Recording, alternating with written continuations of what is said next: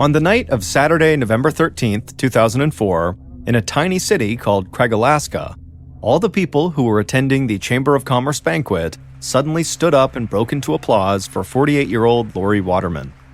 Lori was sitting at a table in the back of the room.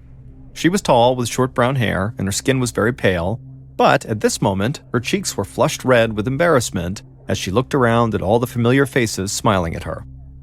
Lori knew almost all of the 1,300 residents in Craig, Alaska, from her many years as a community volunteer and special education teacher's aide. And Lori definitely knew everyone at this banquet because she had helped her friend organize it.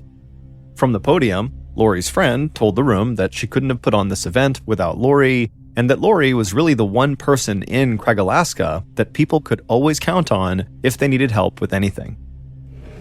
Lori stood up and smiled sheepishly and waved to all the people in the room as they continued to cheer for her.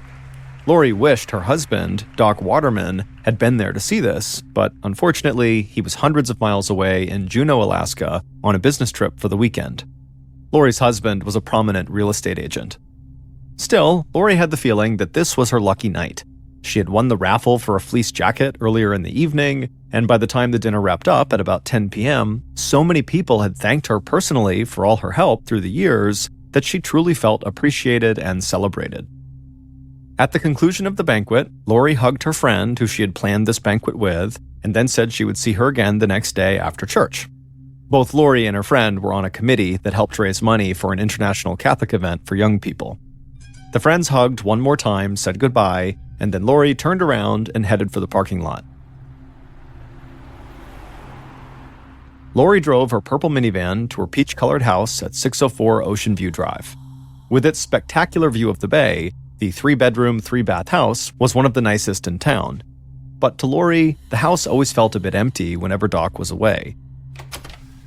And also, this night, Lori and Doc's 16-year-old daughter, Rochelle, was also out of town at a volleyball tournament in Anchorage. So tonight, Lori was going to be all alone. As Lori headed upstairs for the night, she walked past Rochelle's bedroom and thought about the fight they had had right before Rochelle left town with her volleyball team. Lori had seen the all-black outfits that her daughter was packing for this trip and asked Rochelle why she couldn't bring something a bit more cheery. Lori was not a big fan of the goth stylings that Rochelle had adopted over the last year, but Lori's daughter just rolled her eyes at her mother as soon as she began talking about her outfit. Then Lori also told her daughter that she didn't really like the shaggy 20-something-year-old guys that Rochelle had been hanging out with recently. They seemed polite, but Lori felt like they were just too old for Rochelle, and they also didn't seem ambitious enough for an honor roll student like Lori's daughter. One of them even lived in his mother's basement.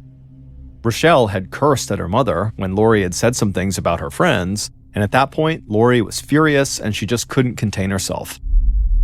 Lori began complaining about all the time Rochelle spent on her computer, specifically all the time that Rochelle spent publicly embarrassing her family on the computer.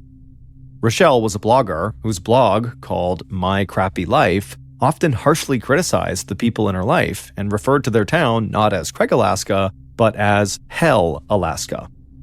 This online journal really upset Lori because she wanted to give her daughter the best life possible. But the blog's title, My Crappy Life, really made Lori feel like she had failed as a mother. But perhaps what bothered Lori most about the blog was that Rochelle had made their mother-daughter friction public. Once, Rochelle had written about coming home from school and proudly telling her mother that she had scored a 92 on a Spanish test, but she had said her mom, Lori, ignored her grade completely and just told her she should go to fat camp. But that wasn't even true. Lori had told her daughter that maybe she should eat healthier, but never once mentioned fat camp. This fight they got into had ended with Rochelle theatrically throwing even more black clothing into her suitcase and Lori storming out of her room. Now, thinking back over what happened, Lori regretted the things she said and how blunt she had been. She still disliked the gloomy clothes, the two old friends, and the rude-seeming blog, but she really wished she had not offended her daughter. So, while Rochelle was off at her volleyball tournament, Lori had written her a letter, expressing how sorry she was that they had been arguing lately. Lori said that she hoped they could get back to the way things used to be when they were closer. Lori had left this note on Rochelle's nightstand, knowing she would find it when she came home, and Lori hoped it would help reset their relationship. Lori walked down the hall into her and Doc's bedroom and changed into her nightgown. She brushed her teeth and got ready for bed. As she took off her wedding band and engagement ring, she thought about Doc, wishing her husband did not have to travel so much for work. Doc was a dozen years older than Lori and not far from retirement age. Lori had hoped that he'd start throttling down his workload, but lately it seemed that Doc had been busier than ever. But Lori couldn't help but wonder if maybe there was another reason why Doc was staying away so much. She knew her husband had a wandering eye. People had made innuendos to her about that before. Lori tried not to listen to the gossip. She knew Doc could be a flirt, but she was sure he would never actually cheat on her. Still, on this night, when Lori was already feeling insecure about her relationship with her daughter, the rumors about her husband's supposed affair really nagged at her. Lori slipped into bed around 11 p.m. She grabbed the TV remote from the bedside table and turned on the TV. She didn't mind a little solitude, but she had been on her own for a few days now, and she couldn't wait for her husband and daughter to come home the next day. After a few minutes of TV channel surfing, Lori turned out the lights and drifted off to sleep.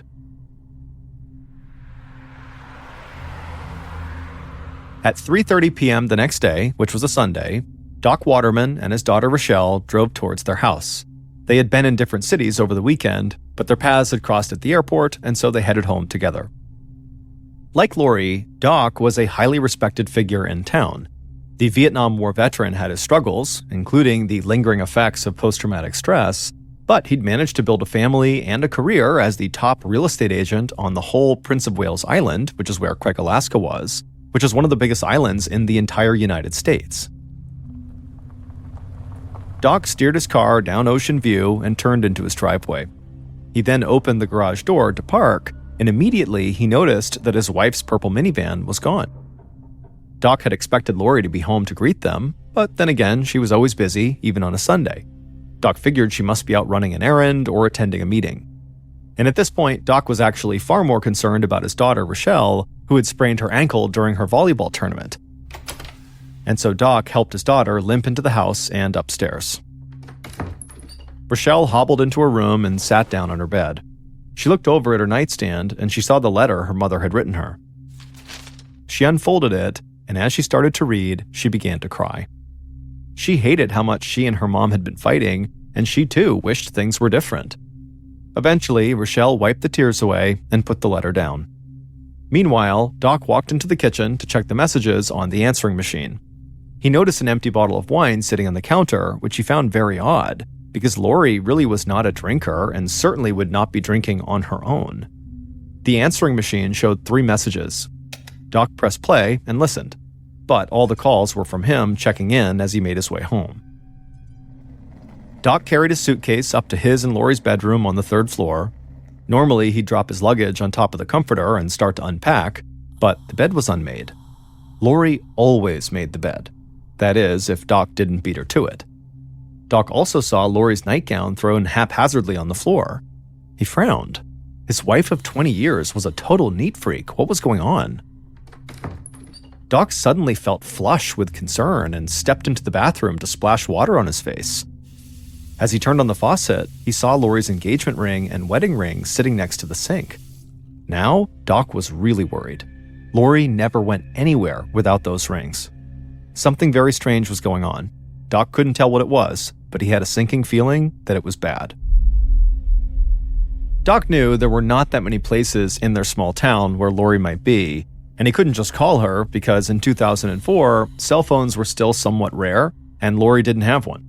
So Doc just waited a few hours, hoping Lori would come home on her own, but by 7 p.m., when she hadn't and he hadn't heard from her, Doc felt like he had to act.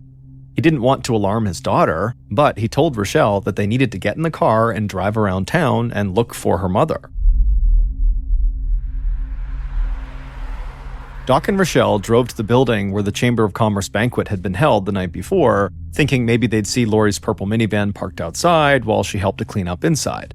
But when they got there, her minivan, which anyone could spot a mile away, was nowhere to be found. Next, the father and daughter went to the church, but they didn't see Lori's van there either. Doc did see Lori's friend's car, and he remembered Lori saying she had a committee meeting with her friend that day, but when Doc talked to Lori's friend, The friend said that Lori did not show up to the meeting and had not called to explain why she couldn't be there. So Doc and Rochelle drove to the middle school where Lori worked, but the parking lot was empty. Despite the near-freezing temperatures outside, Doc was sweating. When he and Rochelle had started their search, he was perplexed. Now, he was desperate. After driving around for almost 2 hours with no sign of Lori, Doc and Rochelle didn't know what else to do. So at around 9 p.m., they went home, and the normally composed Doc tried to keep from choking up as he called the Craig police. At about the same time Doc was calling the police, Alaska State Trooper Bob Claus drove his SUV down a logging road that cut through a pine-covered mountain nearly 50 miles from Craig. He was one of only 2 troopers who patrolled the entire 145-mile-long island. Claus was out in this area responding to a call he had received from a hunter who had said they had seen a vehicle that had gone off the road and caught on fire. Claus had spotted the plume of smoke in the sky and drove over, and there he found the remains of a minivan on the side of the mountain. It looked like the minivan had careened off the logging road until it struck a fallen log, which prevented it from rolling any further. The van was no longer on fire, but the brush and log beneath it were still smoldering. Claus climbed out of his vehicle and hiked down the slippery wet slope to reach the wreck. When he got there, he saw the tires were melted down to their steel belts. The paint had been scorched off the frame and all the windows were blown out. The fire had burned everything inside the vehicle. Claus looked for something to identify the minivan, but the license plate was a puddle of aluminum, and the vehicle identification number on the driver's side door was melted beyond recognition. Claus had originally come out here believing he was going to find a road accident, that someone had crashed, and that's why this had happened. But when he kind of scanned around the inside of the vehicle, he felt like this was something far worse.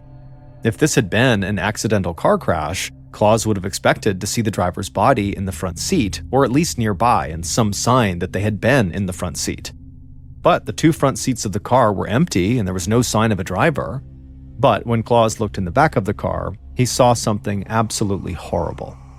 There, laying across the back seat, were the charred remains of a human torso. And next to the torso, looking straight at Claus, was a blackened human skull.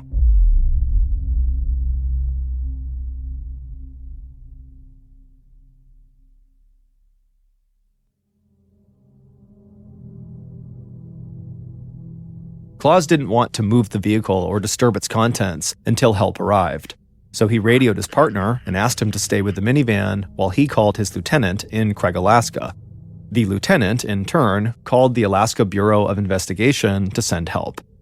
The Bureau promised to send a team, but cautioned that it would take time for help to arrive. Prince of Wales Island is located 800 miles south of Anchorage, and it has no major airports, and so the trip to the island requires 5 different planes. But finally, a day later, the small aircraft carrying state homicide investigator Randy McFerrin, a state fire investigator, and a crime scene technician touched down at a local airstrip. Right away, the investigators drove out to meet the state troopers on that logging road overlooking the crash site. And when they got there, McFerrin peered down at the wreck, while the fire investigator immediately began taking pictures from the seat next to him. McFerrin, a former Army infantry officer, was an experienced investigator who had led 8 homicide investigations by himself. McFerrin got out of the vehicle and shook hands with Trooper Bob Claus. Claus was relieved to see heavy hitters from Anchorage on the scene. Claus had handled all kinds of cases over his career, but this case seemed far more complex than his 2-man station could handle. Claus told McFerrin that they had received a missing person report the night before from the husband of a woman from Craig, a community activist named Lori Waterman. As he said Lori's name, Claus grimaced because he knew Lori really well. His daughter was friendly with her daughter, Rochelle, and like most people in town, Claus liked both Lori and Doc Waterman. It absolutely gutted Claus to think that Lori could be the body in this wreckage, but he would tell the state investigators that that was looking more and more likely. The burned-out vehicle was clearly a minivan, just like the one Lori drove, but the paint had all been scorched off, so it was impossible to tell whether it had once been purple. Claus led McFerrin and the fire investigator down the slope to get a better look at the wreck. The wreck was about 50 yards down the mountain from the gravel road. When they got down to it, McFerrin peered inside at the charred human remains in the back seat. The clothes had burned off completely, and the fire had reduced the lower portion of their legs and the lower portion of the victim's arms to ash, making it truly impossible to tell whether the body was a man or a woman. But right away, the fire investigator could see telltale blistering in the back seat that suggested that an accelerant had caused the fire to burn very hot and fast. In other words, it looked like someone had set this fire on purpose. And adding credibility to that theory, the investigators couldn't find any skid marks on the road, suggesting the driver of this vehicle had never tried to stop, and when people are about to crash, they hit the brakes and they skid, but in this case, there was none of that. McFerrin sighed and looked over at Claus and said, whoever was in this car was murdered. He figured the fire was an attempt to destroy evidence. And whoever had set the fire had very nearly succeeded, because the human remains that crime scene technicians removed from the van weighed just 33 pounds. The rest of that body was just gone. McFerrin ordered the technicians to put all of the human remains into an evidence bag and ship it to Anchorage for an autopsy. Claus arranged for a tow truck to take the wrecked minivan to a nearby garage for further analysis, but as they moved the vehicle, McFerrin found the metal tag from the dashboard that had melted off during the fire, and amazingly, he could still read the minivan's identification number on this tag. And so within minutes, investigators knew exactly who owned this wrecked minivan.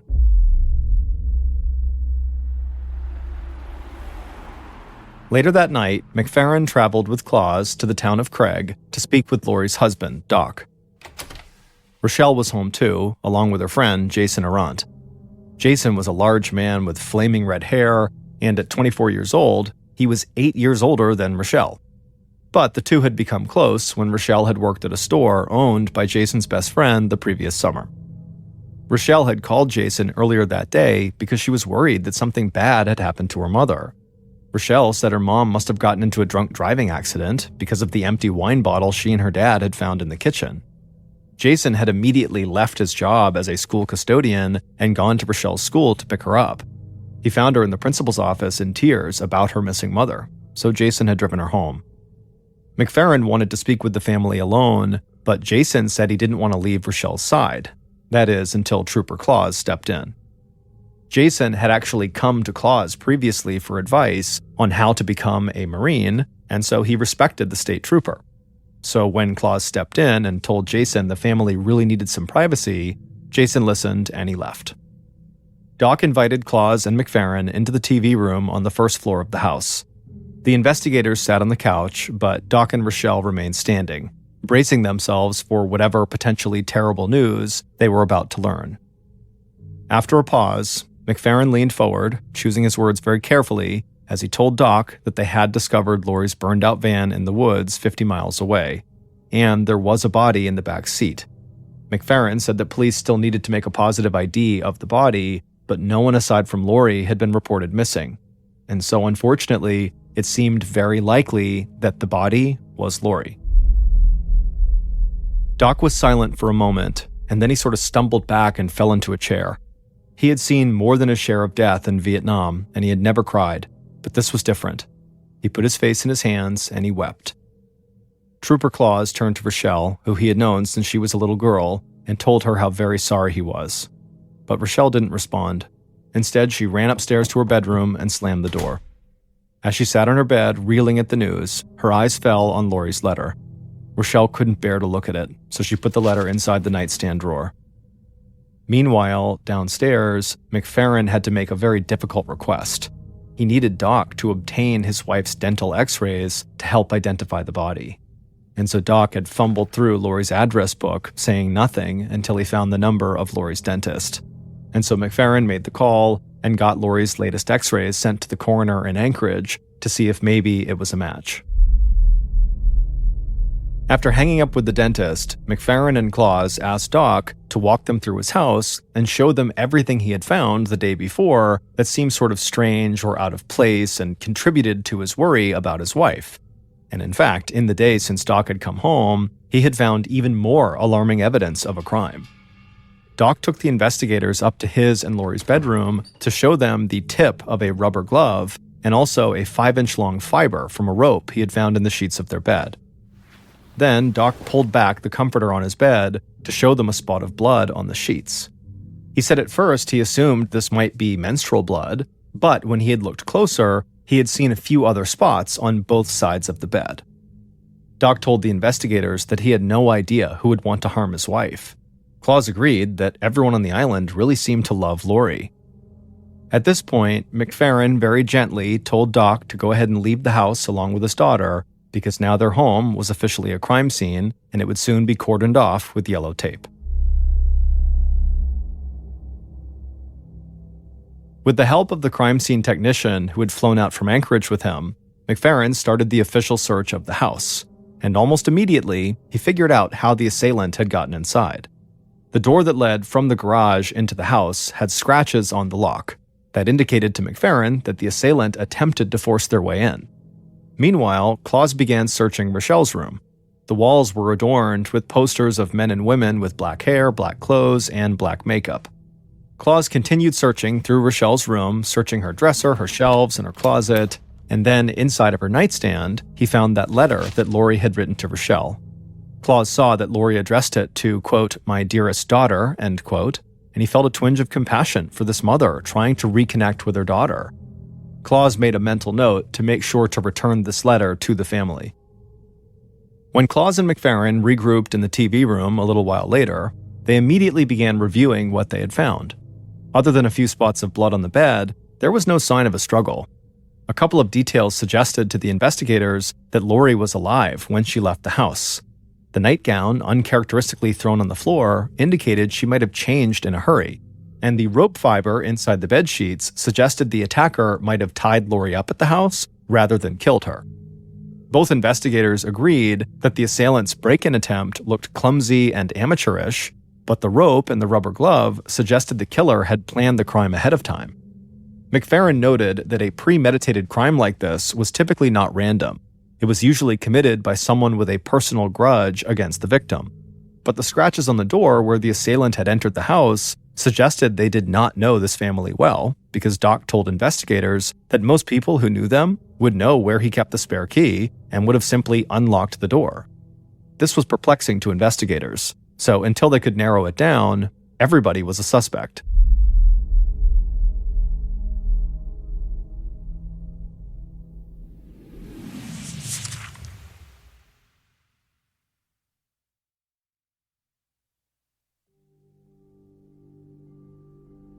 Statistically, the most likely person to have murdered Lori was her own husband, so McFerrin started with Doc. Claus had told McFerrin about the rumors that circulated around town that Doc was having an affair. That was a big red flag. A cheating spouse could have all sorts of reasons to want their partner dead. Doc denied having an affair. He knew what people said about him, and he admitted that he could be flirtatious, plus he was away from home a lot. Small-town rumors really didn't need much more fuel than that. But even if he had been having an affair, it didn't matter. He had a rock-solid alibi. He was over 200 miles away in Juneau at the time of the murder. McFerrin made a mental note to look into the family's finances and phone records to see if Doc could have hired someone to kill Lori while he was away, but he suspected that was a total long shot. If Doc had been involved in planning this crime, McFerrin was pretty sure the killer would not have had such a hard time getting into the house in the first place. Surely, if Doc had hired someone to murder his wife, he would have told the killer where to find the spare key. The following day, which was Tuesday, November 16th, McFerrin finally heard back from the coroner in Anchorage, and as expected, the body was Lori's. The coroner said the fire that had erupted inside of that minivan had reached 1,800 degrees Fahrenheit, the same heat at which bodies are cremated, damaging the remains so badly that a proper autopsy was nearly impossible. But the coroner had been able to match Lori's dental x-rays with the teeth in the skull. However, the coroner was not able to zero in on the time of death or even how Lori had died.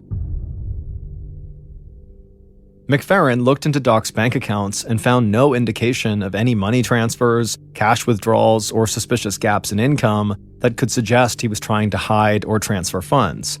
and the family's phone records were totally mundane, no unknown numbers or unusual late-night calls. McFerrin eliminated Doc as a primary suspect, and he was eager to talk further with Rochelle, hoping she might shed some light on who might want to hurt her mother. A few hours after the coroner had identified Lori's body, McFerrin picked up Rochelle at her house and drove her to the police station for an official interview. On the short drive, McFerrin tried to make Rochelle feel comfortable, telling her about his own daughter, who was just a few years older than her and in college. Rochelle's eyes were red and puffy, but she seemed to relax and talked about a trip to Germany she and a friend had been planning to take the following year. The pair eventually got to the small police station, and there, McFerrin escorted Rochelle through the small station to a small, windowless interview room. Once they sat down inside, Rochelle said she spoke to her mother just before the Chamber of Commerce dinner on Saturday night. She said her mom seemed excited about the event, and she was looking forward to Rochelle and her father coming home. Rochelle also said that her mom basically got along with everyone. In fact, Rochelle admitted that she, herself, was likely the only person who regularly butted heads with Lori. And even that was nothing major. Most of their arguments were over the way Rochelle dressed or the way she painted her nails black. McFerrin then picked up Lori's letter and read it aloud to Rochelle, and then asked her what could have inspired her mother to write it. Rochelle admitted that her mother did not like some of her friends because they were too old in her mother's eyes, and so they had argued about that. She said her mom especially disliked Jason, her friend who had been at the house when investigators had first visited, but Rochelle said her mom just didn't understand. Rochelle said that her mom was convinced that Rochelle was dating Jason, but Rochelle said she was not. He was just a good friend, nothing more. McFerrin would ask Rochelle several more questions, and he would eventually learn about her blog, which also was a point of contention in Rochelle and Lori's lives. But eventually the interview came to an end, and overall, nothing major really came out of it. However, McFerrin was interested to look more closely at Rochelle's blog. So he drove Rochelle home, and then he and Claus went back to the station, and they sat down at a computer, and they loaded up Rochelle's blog. The blog was pretty harsh. Rochelle complained about her mother a lot, even calling her nasty names like psycho bitch. But both McFerrin and Claus were fathers to girls around Rochelle's age, and they were well aware of the friction that can grow between teenage daughters and their mothers. And so nothing in Rochelle's blog struck either detective as anything more than a typical teenage girl's diary, well, except for the fact that the blog was public. And so they wondered if maybe somebody reading Rochelle's blog had become really fixated with Rochelle's conflicts with her mother. And so the investigators decided to scour Rochelle's electronic communications for any unusual or alarming messages. The next morning at the breakfast table, Claus talked to his daughter, who was good friends with Rochelle. And his daughter said the students were in complete shock that Rochelle's mother had been killed. Murders almost never happened in their tiny town, and certainly not to her friend's parents. But then Claus's daughter told him something interesting. She told him that Rochelle spent a lot of time around three people in particular. There was Jason, there was also Jason's friend, Brian Riddell, and there was Rochelle's ex-boyfriend, 16-year-old Ian Lendrum, so three guys. And apparently Rochelle and these three guys would all play video and fantasy role-playing games together, and Claus's daughter said that sometimes these three guys would just show up unannounced when she, Claus's daughter, was trying to hang out with Rochelle alone. Claus's ears pricked up at this. Rochelle had not mentioned that she had an ex-boyfriend. Claus called McFerrin and told him they needed to speak with Ian Lendrum right away.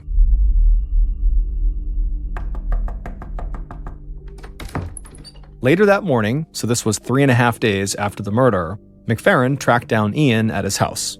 The teenager had just woken up, but McFerrin noted that Ian was not surprised to see him. Ian said that everyone on the island had been talking about Lori's murder. McFerrin followed Ian into his kitchen and sat at the small round table. Ian poured 2 cups of coffee, handed one to McFerrin, and sat down across from him.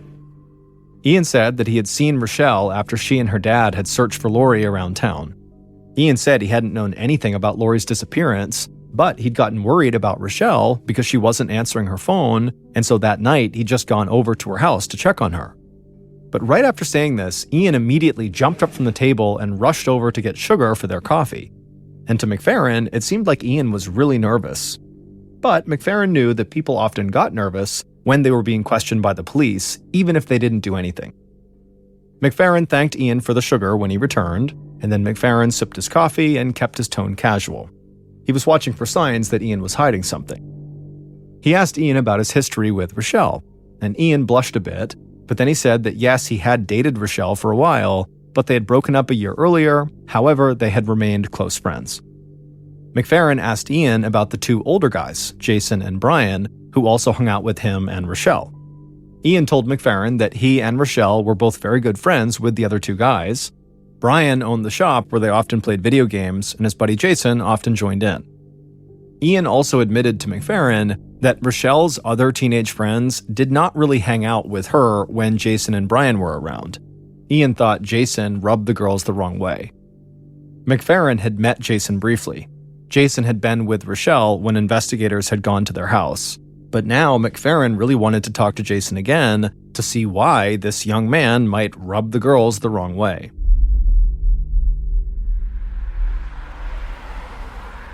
At noon the same day, McFerrin met with Jason at the Trooper Post near the high school where Jason worked. McFerrin brought Jason into an interview room and offered him some water.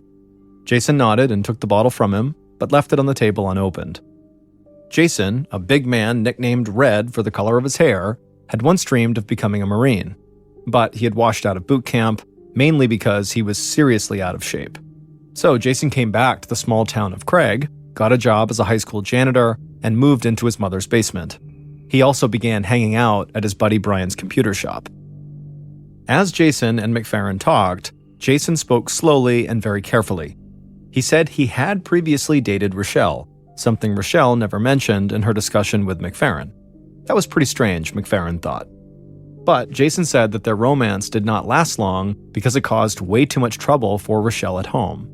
McFerrin couldn't be sure if Jason was telling the truth about dating Rochelle or if that was just male bluster, but Jason's claim did suggest that he was well aware that Lori disapproved of him hanging around with her daughter.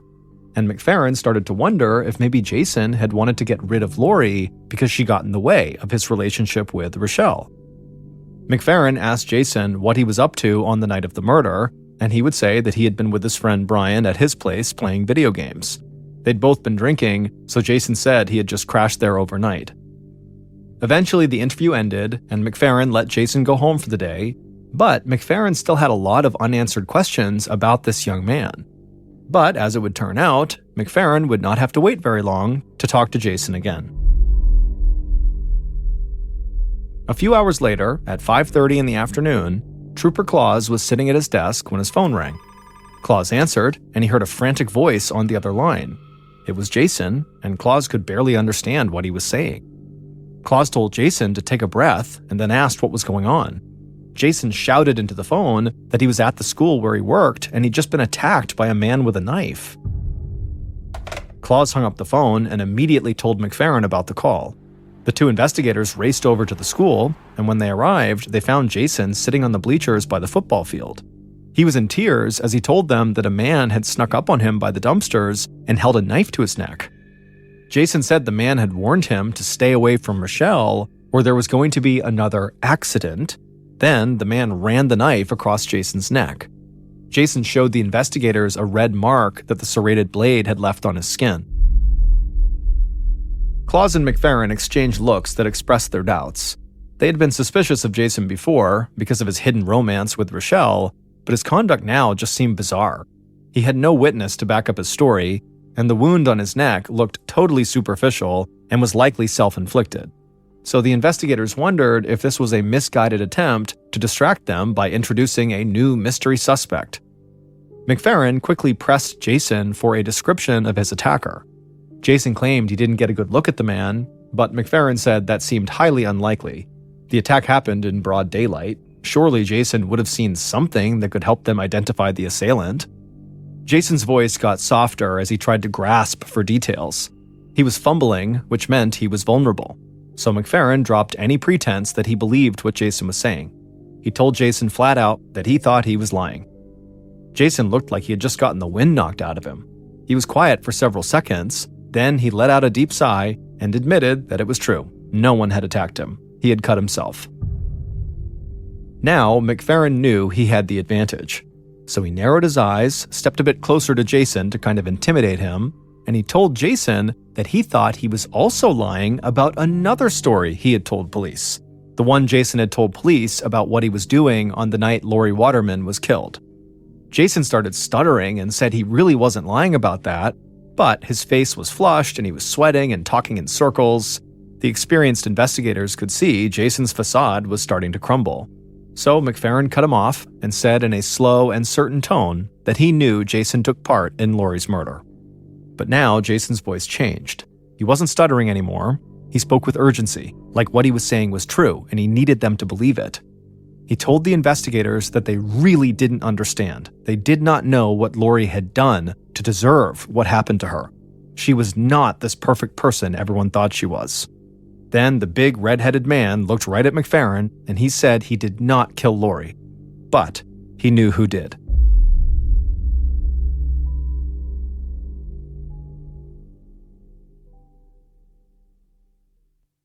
Based on information provided by Jason and evidence discovered throughout the investigation, here is a reconstruction of what happened to Lori Waterman on the evening of Saturday, November 13th, 2004.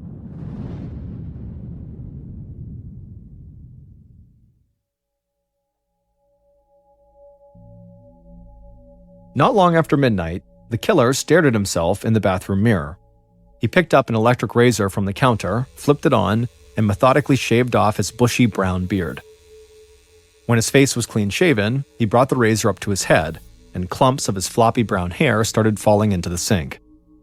He knew from TV crime shows that a few strands of hair could give a killer away, so he wanted to make sure none of his hairs were left behind at the crime scene, hence why he was shaving them all off. A little before 1 a.m., the killer walked into his bedroom and grabbed a trash bag off the floor.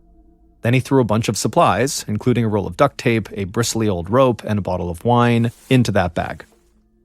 With his break-in kit in hand, he stepped outside and got into his partner's idling pickup truck, and the two of them drove together to Lori's house.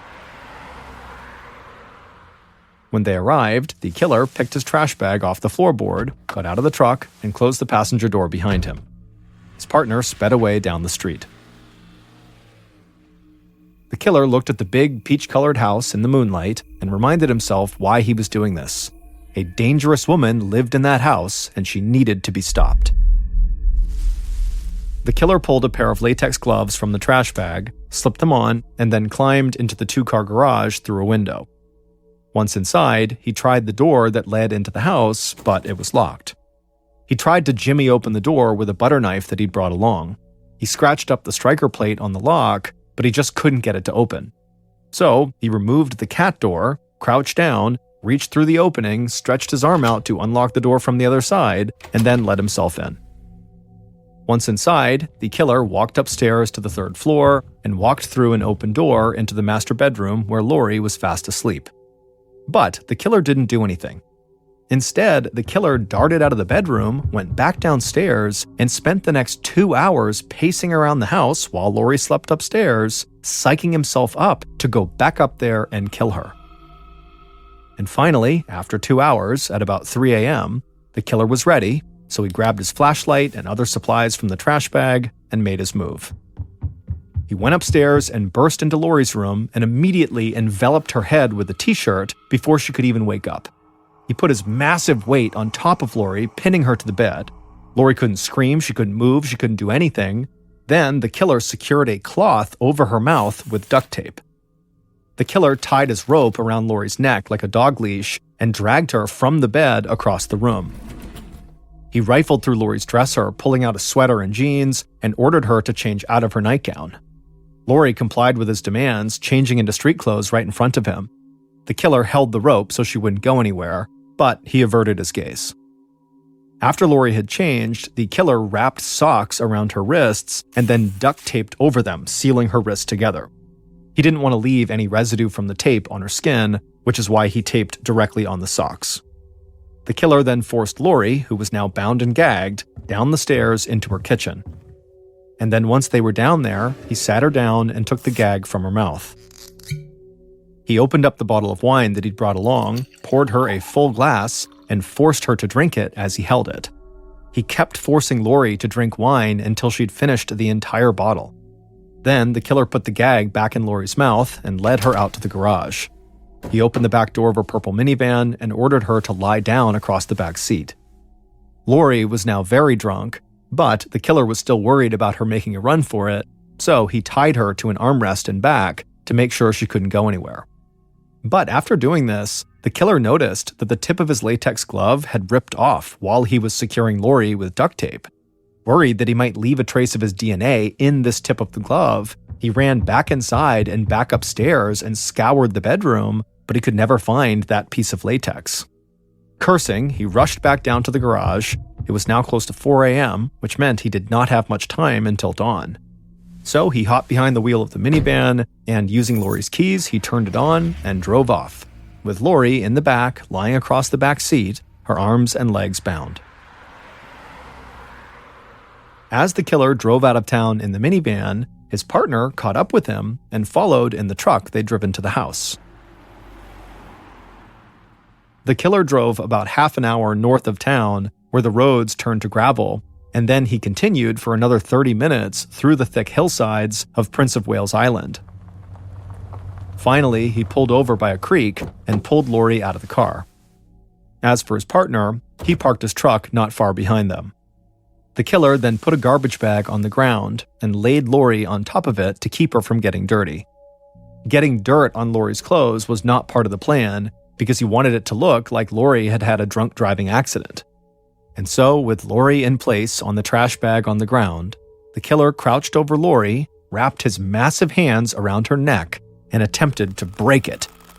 He heard a crack, but Lori didn't die. Instead, her gag had slipped off. Lori, breathless and drunk, tried to say something to the killer, and the killer was horrified at the sound of Lori's voice. So he just raised his flashlight over his head and swung it as hard as he could against Lori's neck 12 times, but Lori just kept on breathing. Desperate to finish the job and just get out of there, the killer pinched Lori's nose and covered her mouth with the cloth, suffocating her. Lori struggled as best as she could to get free, but she was bound and gagged and totally intoxicated, and she was way smaller than the killer, and so she was no match. Lori's breath finally gave out, and she died laying on the ground in the middle of nowhere. The killer checked Lori's wrist for a pulse, and when he couldn't find one, he concluded that she was dead. However, after he cut off the tape around Lori's wrists and ankles, he could see there were clear marks on her neck, and there was mud on her clothes despite his efforts to keep mud off of them, and so this made him rethink his plan. He knew this would not look like a drunk driving accident. So, at 5 a.m., the killer put Lori's body back in the purple minivan and pushed the vehicle off the logging road down a steep embankment. It crashed into a fallen tree and came to a stop.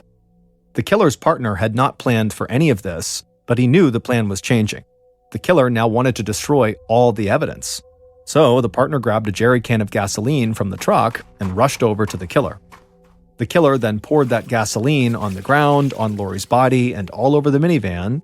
Then he backed away, lit a match, and tossed it onto the gasoline trail leading to the minivan. In 30 seconds, the vehicle had exploded with flames, but there was nobody around to hear it or see it except the killer and the partner. The killer and his partner ran back to the truck, and the two of them drove into town just before the sun started to rise. Once the killer got back to his place, he played some video games and tried to calm down, while his red-haired partner got ready for his janitor shift at the high school. And before he headed to work, he got a phone call from Lori's daughter, Rochelle, and she wanted to know how everything had gone earlier that morning. Jason, who had told police he did not kill Lori, was technically telling the truth. However, he was the partner who drove the truck and helped plan the murder. His friend Brian, who was also friends with Rochelle, had been the one who actually carried out the murder. However, these two were not acting alone. It turned out Rochelle had had sex with both Jason and Brian, and as a result, both of them would do anything for her. For months, Rochelle had complained to them about her mother. Over pizza and video games, she would tell them how Lori hated the way she dressed and took offense at Rochelle's adoption of Wicca, the nature-based religion associated with witchcraft. But most of all, Rochelle would tell them that her mother was really upset about her, Rochelle, hanging out with Jason and Brian. Her mother was afraid that Rochelle could marry someone like them, leading to a dead-end life instead of realizing her true potential. But Rochelle also critically told Jason and Brian that her mother physically abused her, slapping her and even hitting her with a baseball bat. She said her mother also threatened to sell Rochelle into prostitution. But none of Rochelle's stories of abuse were real. They were dark fantasies fueled by real-life mother-daughter friction. However, when she spoke to Jason and Brian about her mother, Lori was made out to be a real-life monster who was going to kill Rochelle unless Jason and Brian put a stop to it. So when Rochelle told Jason and Brian that she and her father would be away the weekend of November 13th, and her mother would be home alone, they knew what they had to do. Investigators had suspected both young men, but it was Jason's bizarre claim that he had been attacked by a stranger with a knife that sealed his and Brian's fate. McFerrin and Claus knew Jason was lying about that knife attack, but they also believed he was lying when he said he did not kill Lori. And so they pressed him, and he would finally admit to helping plan the murder and to driving Brian to the scene.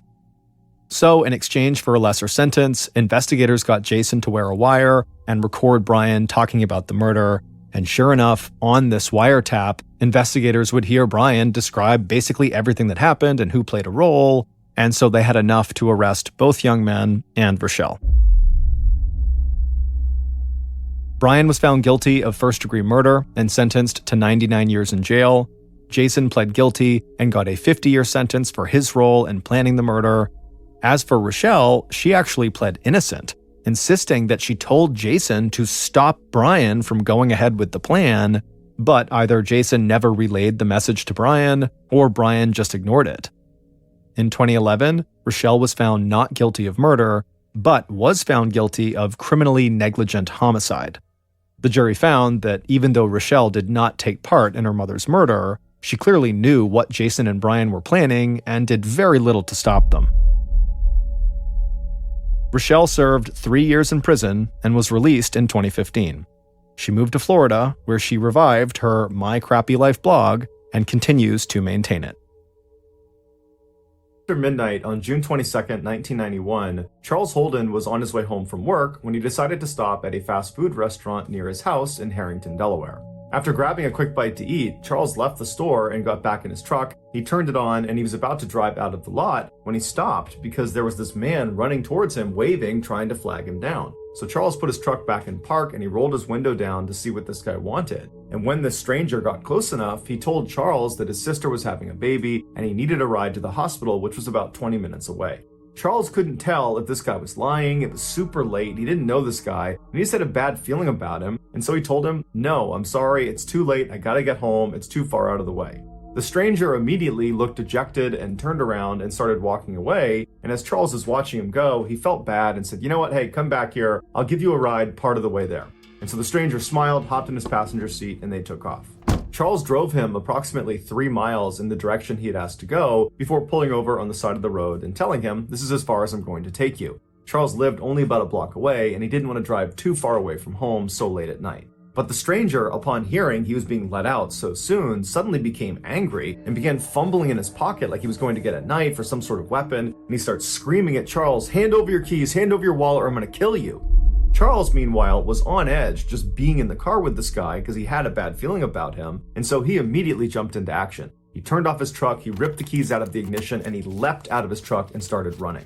Charles saw way off in the distance was a convenience store, and he figured he could run to there and get some help. But as he's running, he turns around and sees the stranger has also leapt out of the car and was now sprinting up to him with a screwdriver in his hand. And this stranger was running really fast. He was gaining on Charles. And soon Charles realized he wasn't going to make it to the convenience store before this guy caught up to him. And so at some point, Charles just stops, he turns around and he puts his hands up and he says, okay, I'll give you a ride wherever you want to go. And then you can have my keys, my wallet, you can have anything you want. And so the stranger runs right up to Charles and he stops and he smiles because he's very pleased with this result. And he pokes him with the screwdriver and kind of gestures for him to go back to the truck.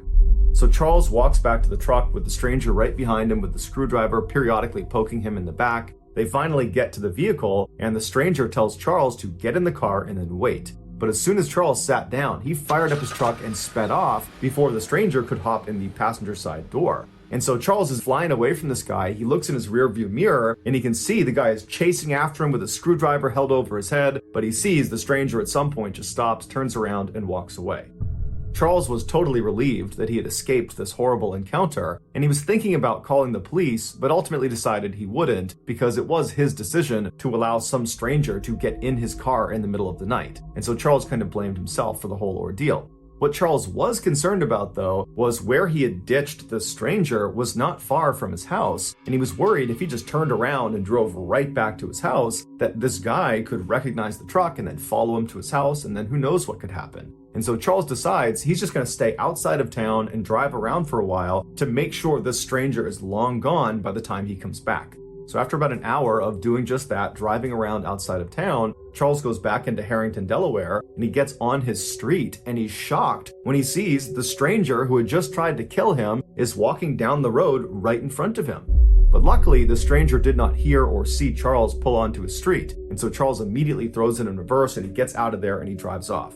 At this point, Charles decides he needs to tell police because he doesn't know if this stranger actually knows him and that maybe he's targeting him and he's waiting for him at his property. And so he calls 911 and he tells the dispatcher about what had happened earlier and how this guy is now lurking around his property. And the dispatcher tells him they'll send an officer out to him. And so a few minutes later, an officer showed up at the payphone where Charles was, and they told Charles they would escort him back to his property. And if the stranger was still out in the area, they would arrest him. And so the two of them made their way back to Charles's property. They get there, the stranger's long gone, and then Charles goes into his house. There's no sign of a break-in. There's no sign that anyone was near his property. And so Charles thanks the officer. He feels totally relieved. But before the officer leaves, he asks him if he wouldn't mind doing a quick sweep of his mother's property. She lived right behind Charles on the other side of some bushes. He told the officer her name was Dorothy. She was 70 years old and she lived alone. And he just wanted to make sure nothing happened to her. So the officer said, "No problem, I'll go check in on her." So the officer leaves Charles and goes across his backyard through those bushes into Dorothy's backyard. And right away, he can see the back window on the back door has been smashed and the door itself is slightly ajar. And so the officer draws their pistol and they go up and they enter the house and they look inside. They're yelling for Dorothy, but there's no answer. It's totally dark in the house. It's totally silent. And so after searching the first floor and finding nothing, they make their way up the flight of stairs and they find blood at the top of the landing. And they follow this trail of blood and it brings them into one of the bedrooms where a woman is sprawled out on a bed. It was Dorothy. She had been stabbed to death. It would turn out, after Charles had ditched the stranger and sped off without him, the stranger, whose name was Gilbert Cannon, began looking for a place to sleep, and the house he ultimately selected just happened to be Charles's mother's house. After Gilbert broke in through her back door, he saw Dorothy coming down the steps to confront him, and because he was worried she'd be able to identify him, he attacked her with a screwdriver. Gilbert would later tell police that the attack on Charles was completely random. He was just at this fast food restaurant, he saw Charles get into his truck, and he thought to himself, if I can get in that guy's truck, I bet I can rob him. And then after this failed robbery, when Gilbert is out looking for a place to sleep and he breaks into this house, and this woman comes down the stairs that he attacks and kills, he has no idea that this woman, Dorothy, is Charles's mother. The entire night was one big, horrible coincidence. Gilbert would plead guilty to the murder and would be sentenced to life in prison without the possibility of parole.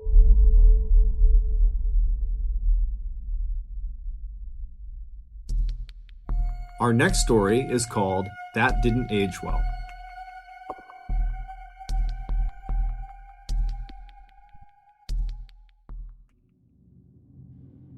On the evening of January 6, 1982, a man named Harold Bray, who was a sheriff in Jefferson County, Colorado, which is an area just west of Denver, arrived at the Denver airport.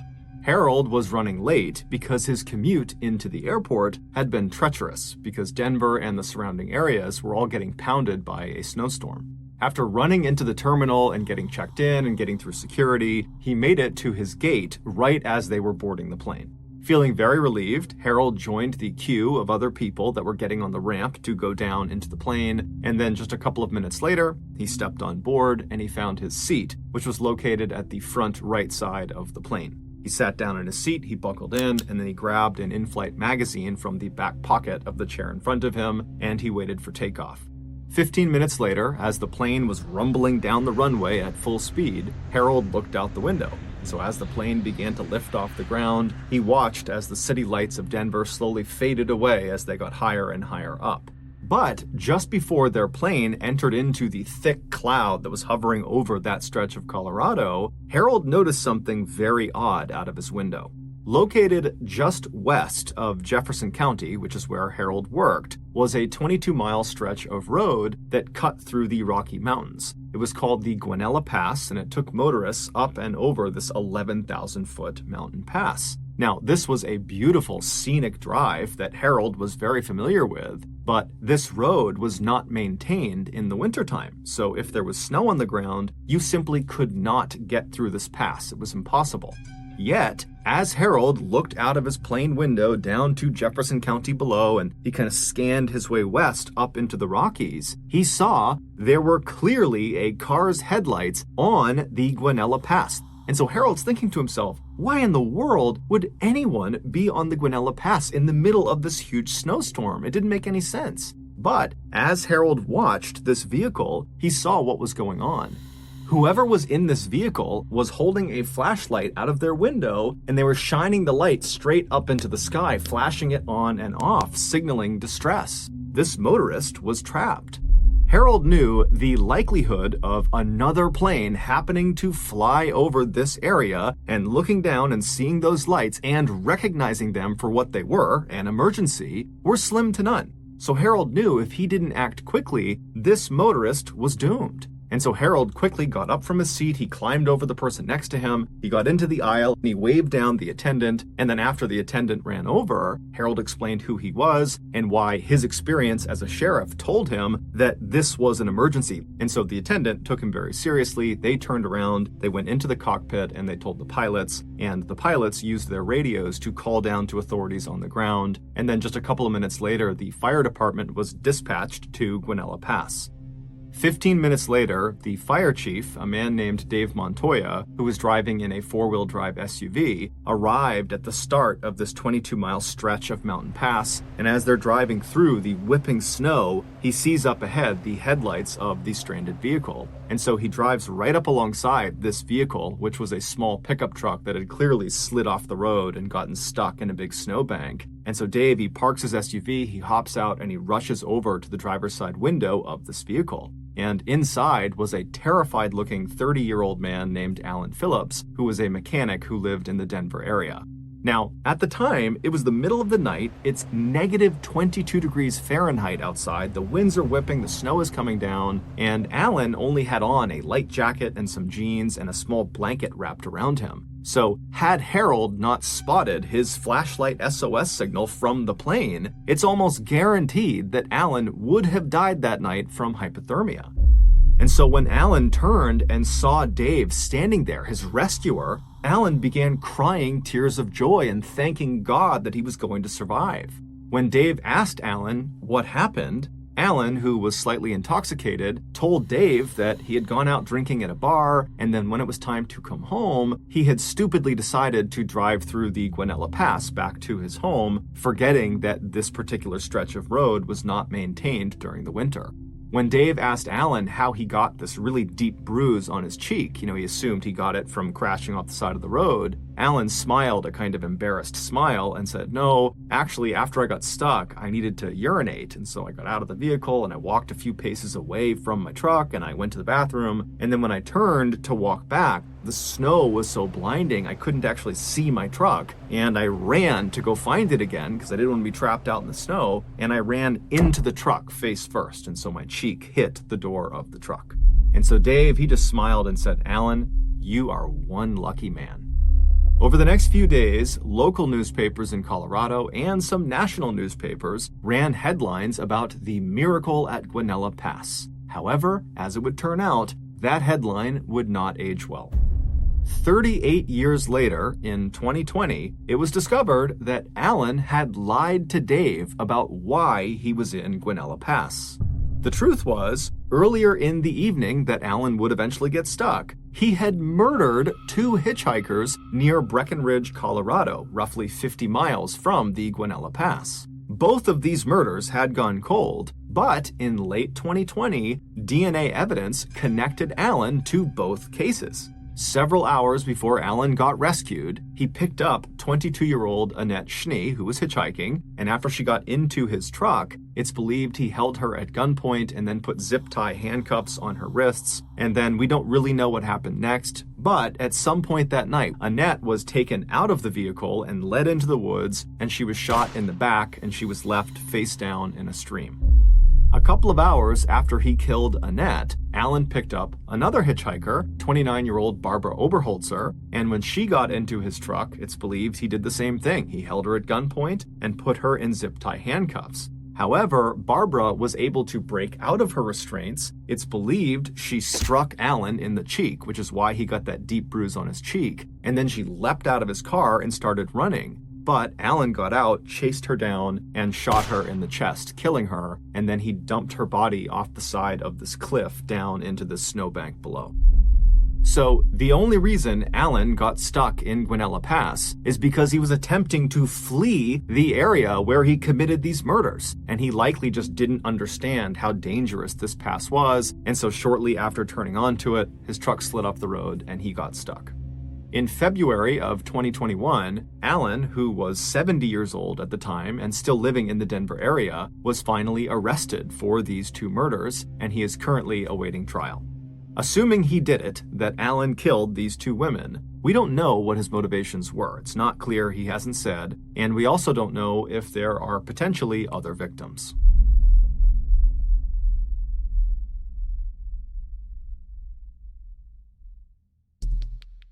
The next and final story of today's episode is called 5 Hacks.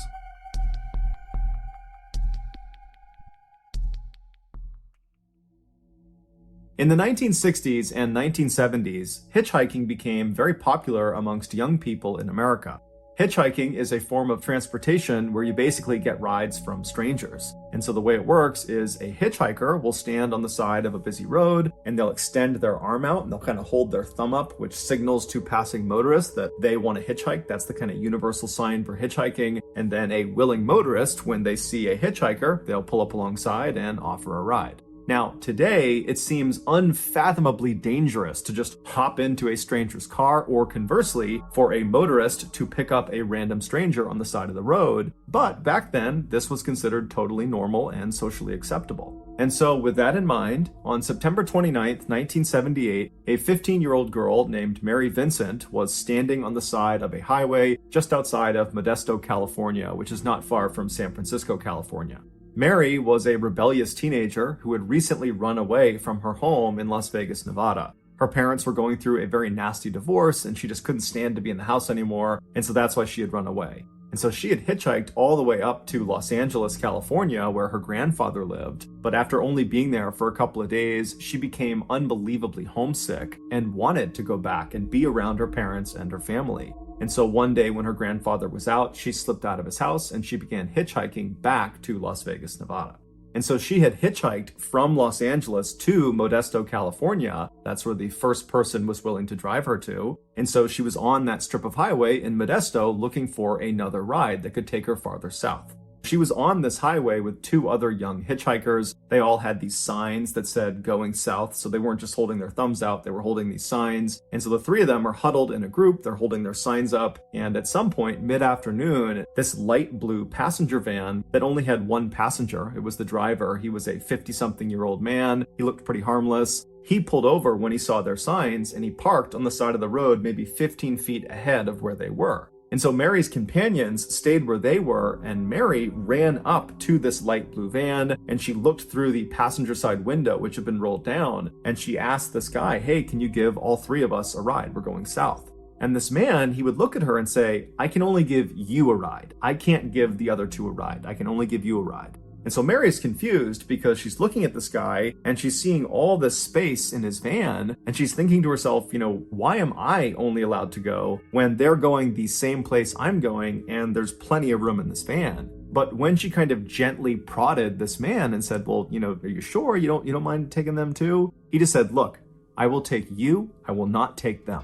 And so Mary said, okay, well, hold on, let me go back and get my bag. And so he stays parked. She leaves the van and she runs back to the other two people she was with. And, she explains the situation and they tell her, Mary, this is not good. There's clearly something off with this guy.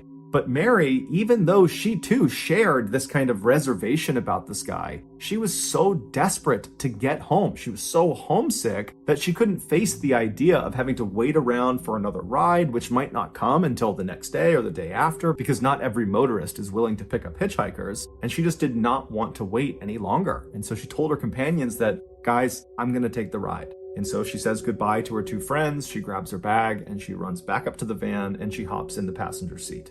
As soon as she sat down and closed the door, this man pulled back out onto the road and started driving, and then he turned and looked at Mary and introduced himself. His name was Lawrence Singleton, and he was 50 years old. And then Mary, she introduced herself, and then they have some small talk. And very quickly, Mary feels at ease around Lawrence. He kind of reminded her of her grandfather. He was very nice, very polite. And so when she started to feel tired pretty early on in their trip, she said, "Hey, Lawrence, do you mind if I doze off while you drive?" And Lawrence would say, "No problem, go ahead, go to sleep." And so Mary turned away from Lawrence and kind of curled up on the seat, and pretty quickly she was asleep. A little while later, when she woke up, she looked out the window and immediately could tell they were going the wrong way. So she turns to Lawrence and says, "We're going the wrong way." And Lawrence would say, "Oh, you know what? I made a mistake. I'll get us turned around. Sorry about that. I had no idea." But Mary's thinking to herself, we're really far in the wrong direction. There's no way he accidentally did this, but she kind of bit her tongue because Lawrence would actually turn around and start going in the right direction. And so they're traveling in the proper direction for a little while, and Mary's totally on edge, but she's careful not to give that off to Lawrence because she doesn't really know this guy, and even though he did make her feel comfortable, she just doesn't really know what his intentions are. And so she's just kind of looking around pretty apprehensively, and then they pull into this stretch of highway that kind of ran through this fairly forested area where very few cars were on this stretch of road, and Lawrence suddenly tells Mary that he wants to pull over because he has to go to the bathroom. He wants to relieve himself. And so Mary kind of apprehensively says, "Yeah, okay, that's fine." And so as Lawrence is beginning to pull off of the highway, Mary happens to look down at her feet and she notices one of her shoes is untied. And instinctually, Mary just thought to herself, I better make sure that shoe gets tied because I might need to run away from this guy. But she didn't want to reach down and start tying her shoe. It was kind of awkward because the space was small and she was worried it would be kind of suspicious if she did it. And so she thought, okay, as soon as we pull off, I'll get out of the car and I'll tie my shoe. And so Lawrence, he pulls over, but he doesn't just pull over onto the shoulder of this road. Instead, he pulls into this access road that kind of trails into the forest. And so as soon as he turned onto this road, the alarm bells are going off in Mary's head. She knows something is wrong, but she doesn't really know what to say to Lawrence because he's not talking to her and she doesn't really want to look at him. And so she's just kind of going over in her head what she's going to do. Is she going to run? Is she going to confront him? She doesn't know. And then eventually, after about a minute or so, when they are far enough away from the main road that no one on that road could see them, they're pretty far into this forest, Lawrence stops the car and he hops out to go relieve himself. And immediately Mary, she hops out of the car too and she bends down to tie her shoe. Before she could finish tying her shoe, suddenly something smacked her hard in the back of the head and it knocked her unconscious. It was Lawrence. He had hid a hammer next to his seat, and when he had gotten out, he did not go relieve himself. Instead, he walked around the vehicle and smashed her in the head. When Mary came to, she realized she was laying down in the back of the van, and as she was looking out the windows, she could see that they were still parked out in the middle of the forest. And then when she tried to move, she realized her hands, her feet, everything had been tied down to the van. She couldn't move. And so as she's wondering what's going on, Lawrence comes around, he opens the back doors to this van, he hops inside, and he begins assaulting her. Mary has no idea what to do. She's a 15-year-old kid, and this guy is on top of her. He's not stopping. And so she just began quietly begging him to please stop. Set me free. I won't tell anyone. She just kept repeating that over and over and over again, and Lawrence never spoke back. He just continued the assault for hours and hours. Finally, when Lawrence got tired, he got off of Mary and he climbed out of the back of the truck and he went around and he climbed into one of the front seats and he fell asleep. And so Mary probably tried to free herself from her restraints, but there was nothing she could do. The restraints were tied too tightly, and so for hours she must have just laid there wondering what was going to happen to her. And then at some point in the middle of the night, Lawrence wakes up again, and without saying a word to Mary, he just climbs out of the van and gets into the driver's seat, and then drives the van out of the forest. He drives on the main road for a little while until he turns down another access road that takes them away from the main road, so away from any prying eyes, and he comes to a stop somewhere out in this forest in the middle of this big canyon. Lawrence parks the van, he climbs out and walks around to the back. He opens up the back doors where Mary is laying there whimpering and crying and begging to be set free. He climbs inside and her torture continues for hours and hours until the sun finally came up. At which point Lawrence stopped. He climbed out of the back of the van and he's standing out there and he turns around, so he's facing Mary, and he reaches in and he undoes her restraints. So he frees her, he pulls her out of the van and stands her up on the ground. And so she's crying, she's beaten, she's bloodied, she doesn't know what's going on. And she just gently says to him, "Please set me free." And he says, "Oh, you want to be set free? I'll set you free." And so he walks around this totally destroyed 15-year-old girl, and he reaches into the back of his van where there's this toolbox, and he pulls out a hatchet. And so he walks back and he's standing in front of Mary, and Mary would have had a fraction of a second to see what was in his hand before, in one fluid motion, he reaches and grabs her left arm with his left hand. He grabs her on the wrist, then he raises his hatchet up and he brings it down on her left forearm, severing her arm off right below the elbow. And so Mary falls backwards to the ground and she looks down at where her left arm just was. She's in shock. And before she can do anything, Lawrence just walks over and with his left hand again, he reaches over and grabs her right wrist.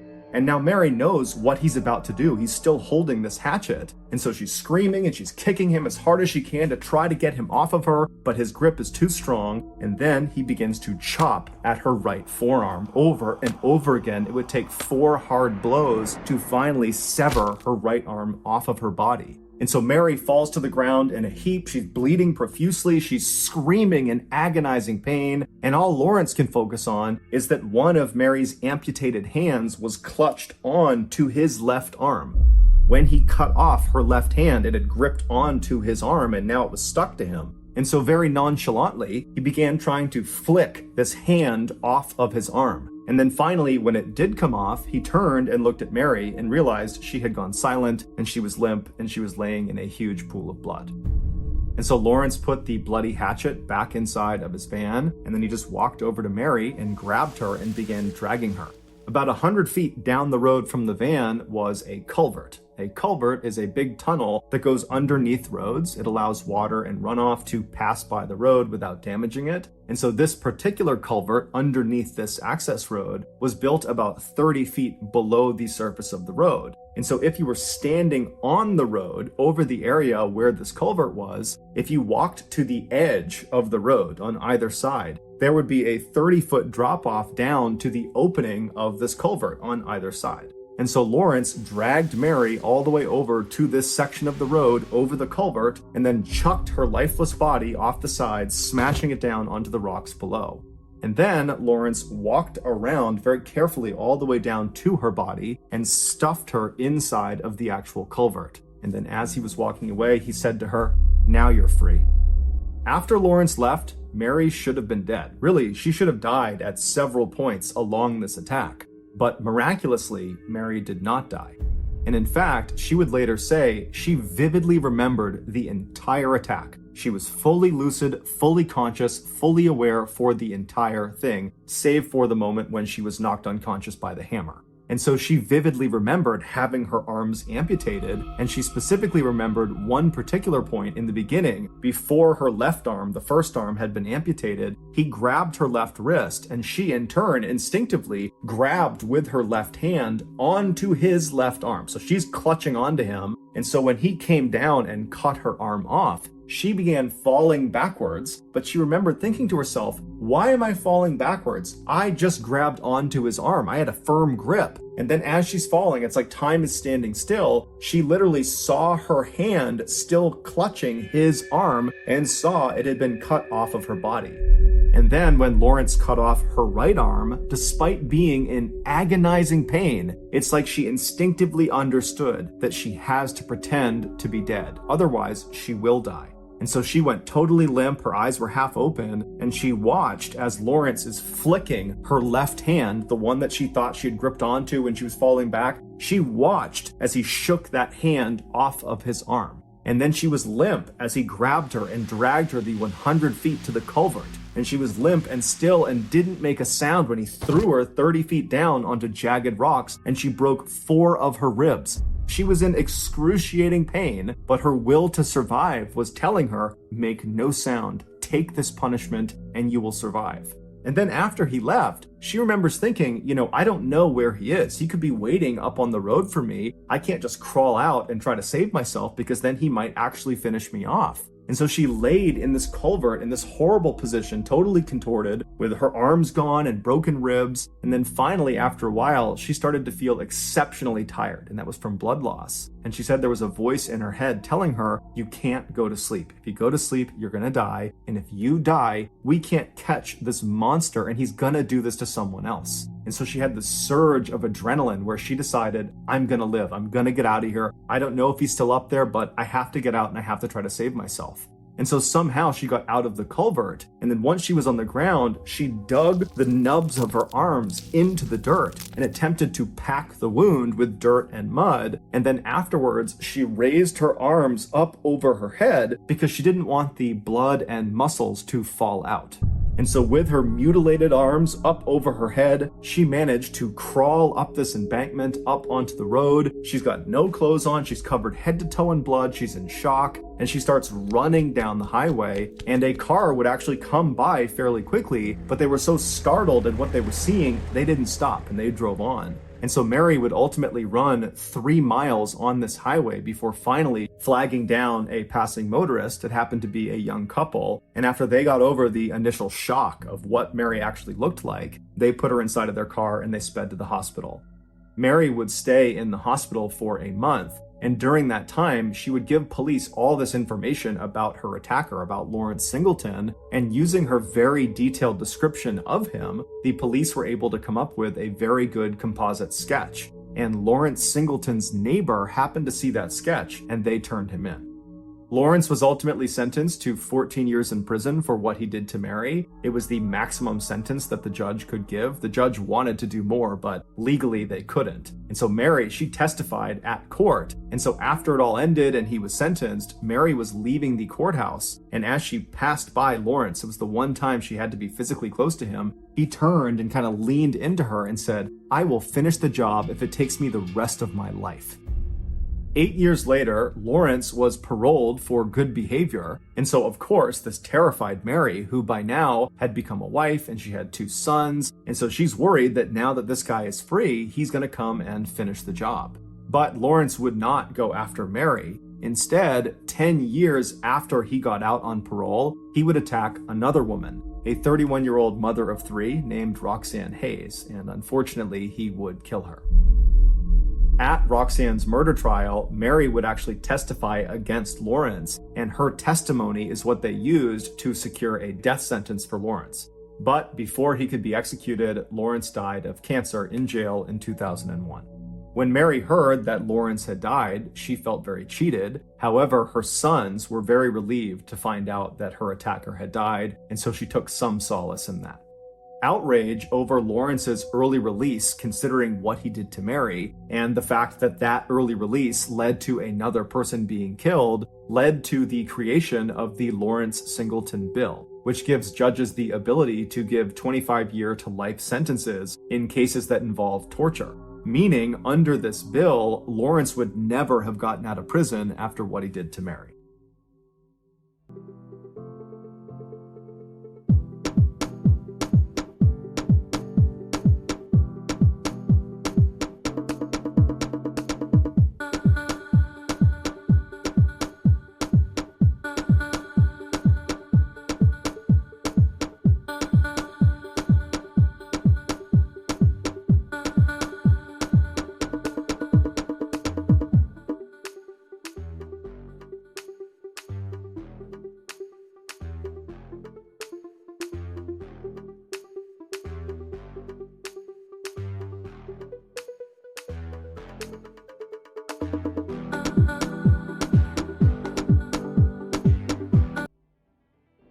Thank you for listening to the Mr. Ballin podcast. If you got something out of this episode and you haven't done this already, please invite the 5-star review button to be a part of your very fun, very casual neighborhood squirt gun fight, but then squirt the 5-star review button with sulfuric acid, not water.